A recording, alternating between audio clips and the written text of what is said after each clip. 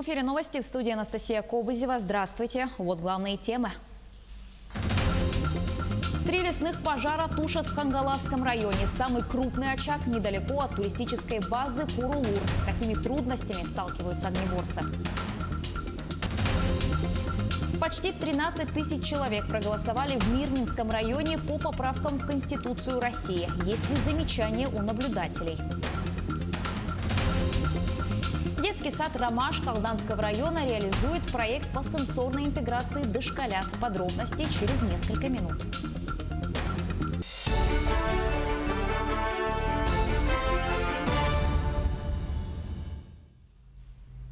Три лесных пожара тушат в Хангаласском районе. Причина их возникновения – сухие грозы.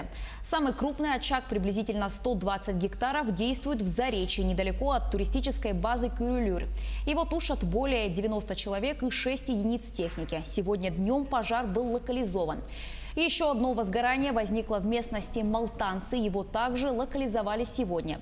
Еще не удалось потушить лесной пожар площадью 10 гектаров на территории ресурсного резервата Джирано, который был обнаружен накануне.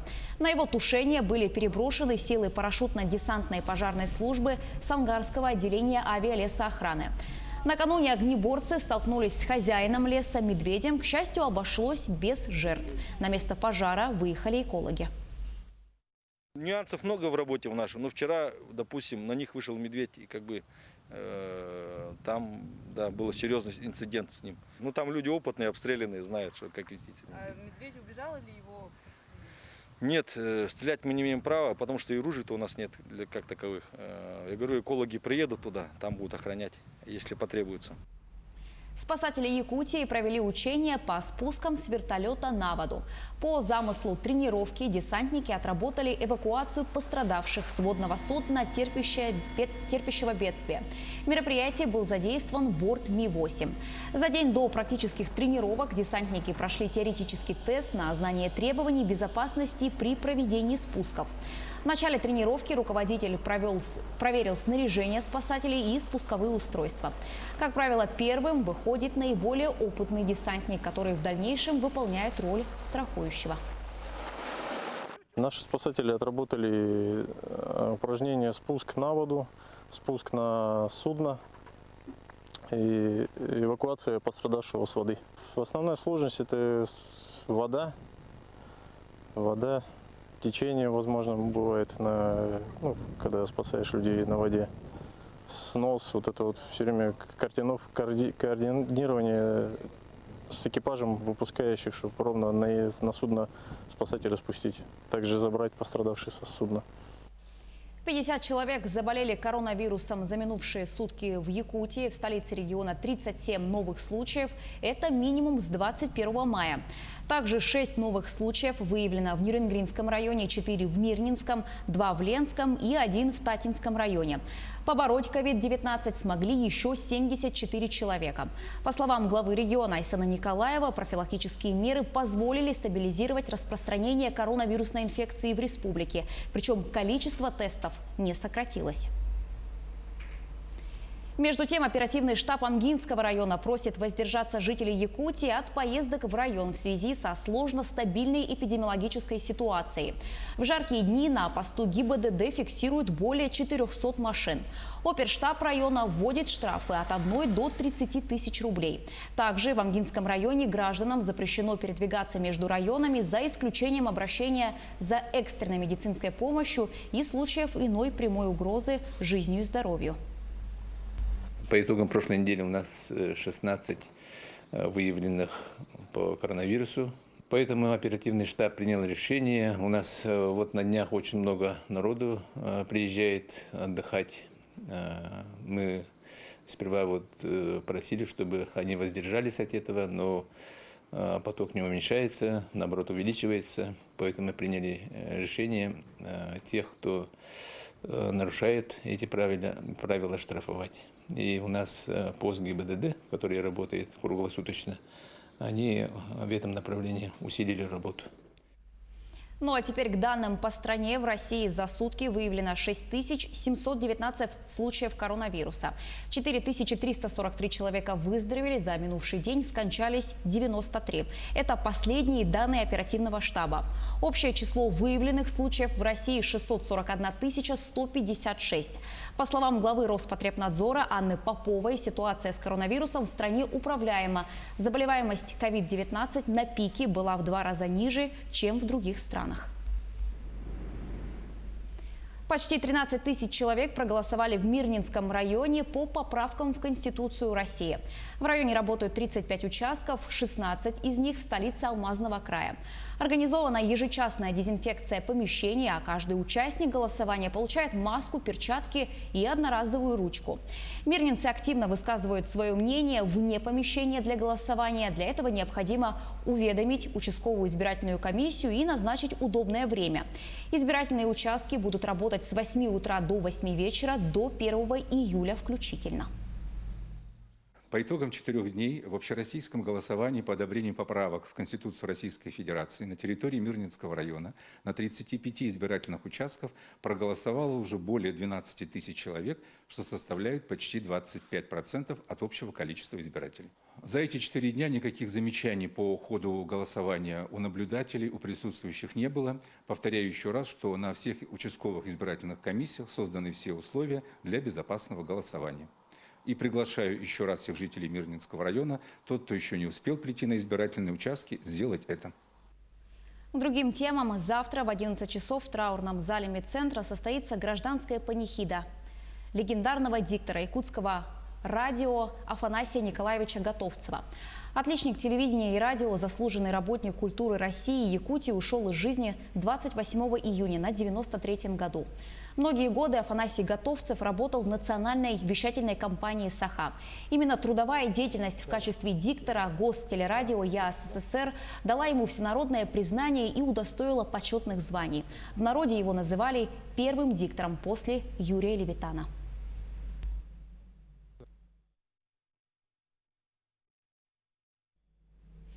Пробный ЕГЭ провели в столице региона. Эксперты проверяют, безопасны ли пункты проведения экзаменов для здоровья участников.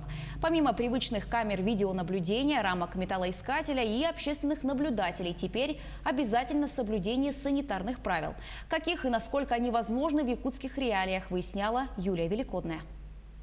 Разметка для соблюдения дистанции тянется еще со двора школы. Пункты проведения предварительно продезинфицируют и оборудуют дозаторами с антисептиками. Перед входом в пункт проведения экзамена участник проходит рамку металлоискателя, обрабатывает руки антисептиком и измеряет температуру. У меня она 36,6. Далее показываем документ и сверяются данные. Проходите, пожалуйста.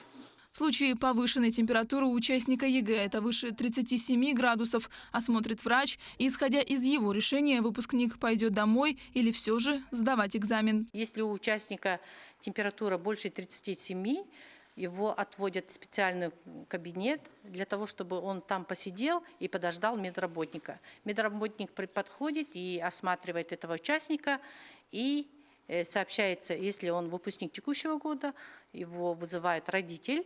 И сообщается родитель, а если выпускник это прошлых лет, то он удаляется с приема пункта проведения экзамена. Организаторов ЕГЭ не смущают пустые классы. Они отрабатывают проведение экзамена в Якутской национальной гимназии. Следуют четко по регламенту и придерживаются времени. Все как на настоящем тестировании выпускников. В случае плохого самочувствия незамедлительно обращайтесь к нам.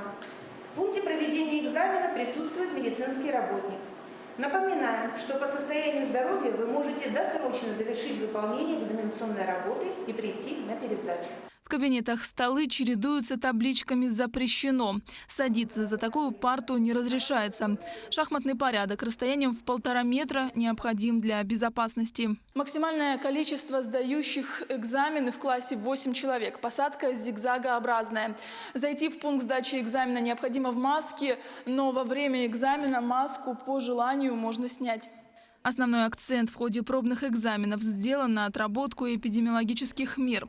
Также проверена готовность технического оборудования, видеонаблюдения и печати экземпляров тестирования. Данный пункт он готов к проведению единого государственного экзамена. Мы проверили это со входа и установлены все необходимые оборудования, в том числе обеззараживатели воздуха в каждой аудитории. Основные экзамены начнутся 3 июля. ЕГЭ по русскому языку планируется провести в 2 дня – 6 и 7 июля, чтобы исключить большое скопление школьников.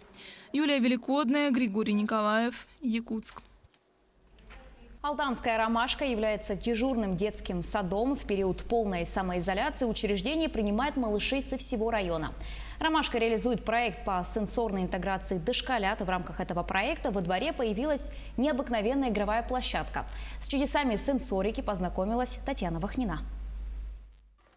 Одинаковых ракушек не бывает. Кедровые шишки тверже, чем еловые. Камушки могут быть скользкими, а срезы стволов деревьев пахнут по-разному. Знакомство с окружающим миром сопряжено с развитием мелкой моторики рук. Сенсорный сад задумывался как проект по сенсорному развитию детей. Да? Что подразумевает собой сенсорное развитие? Это восприятие цвета, формы, величины, да? Какие-то природные явления. Обустройство сенсорной площадки в детском саду «Ромашка» началось в прошлом году. Недавно здесь появился бассейн-пруд с водяными растениями, где обитает резиновая уточка, а чуть поодаль пролегает сенсорная дорожка. В тиши чудесного сада юные меломаны предпочитают творить музыку. К нам приходят дети совсем малыши от 1,5 лет.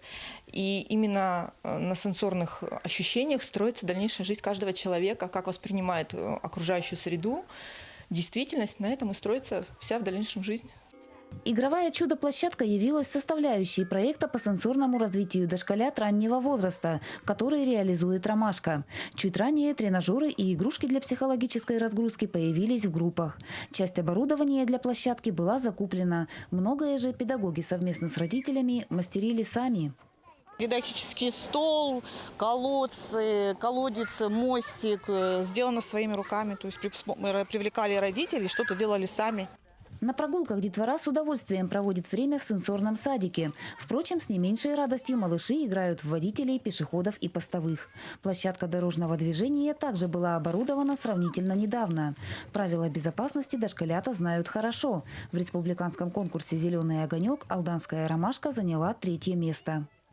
Это республиканский конкурс по ПДД, который проходил в январе месяце. И мы удостоились такой чести, что среди всех детских садов Якутии мы заняли 3-е место. В этом году «Ромашка» отмечает 55-летие. К юбилею были завершены работы на веранде. Пристрой к корпусу сада предусмотрен для прогулок в холодное время года и в дождливую погоду. Веранда также стала центром сенсорной интеграции дошколят. Мы постарались к 1 июня открыть наш центр «Сенсориум», чтобы наши дети и в дождливую погоду могли дальше развиваться, играть, общаться. В период полной самоизоляции «Ромашка» продолжает принимать детей. 2 дежурные группы посещают малыши от 1,5 до 4 лет, чьи родители работают на жизнеобеспечивающих предприятиях. Татьяна Вахнина, Сергей Шипачев, Алдан. Конные скачки на призы главы Якутии Айсена Николаева состоятся 4 июля. Соревнования пройдут на стадионе Арктического государственного агротехнологического университета. Состязания пройдут при пустых трибунах. В этом году призовой фонд скачек был увеличен и составил 5 миллионов рублей. К этой минуте у меня пока вся информация. Еще больше новостей на наших официальных сайтах як24.ру и nvk-online.ru. Не переключайтесь.